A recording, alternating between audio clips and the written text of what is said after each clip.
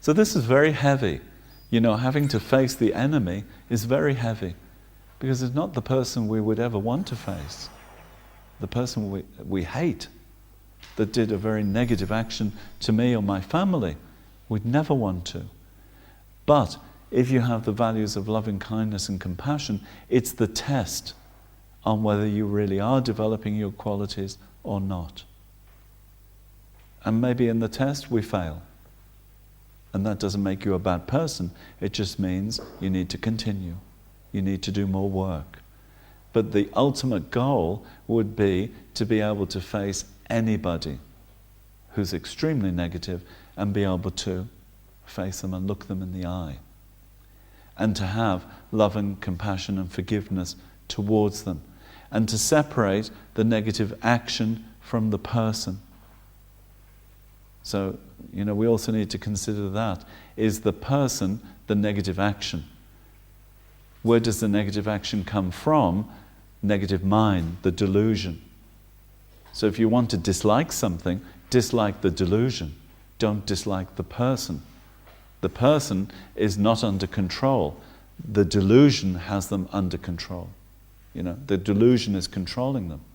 You know, when you're angry, when you were angry before in the past, not now anymore, when you were angry, didn't you feel like your mind changed? Like you're not in control? So think about it. That's true for you. It's true for others who are doing much worse actions. But we can feel it. When we're angry, we're not in control. We can do anything. You know, people murder because they're angry. If you look at the interviews of people on death row, why did you kill your wife and your children? She didn't cook dinner. One guy said, she didn't cook dinner. I came home and she didn't cook dinner. And I said to her, where's dinner? And she said, you can cook. So he picked up a gun and shot the whole family. Do you regret it? Oh, I wish I'd never done it, but I was so angry. Right? So that's where rage takes you.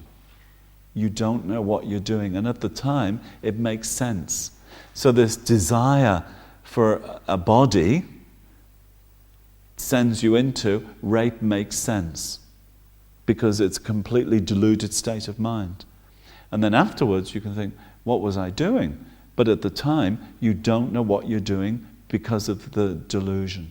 So I'm not saying it's okay to do. Don't get confused. It's not okay. But to have an understanding of the other's mind helps you to forgive, to have that sense of love and compassion. Why do people make mistakes? Because they're human, you know? Not because they're superhuman, because they're human. So if we don't have compassion for ourselves, love for ourselves, also we can't have for others.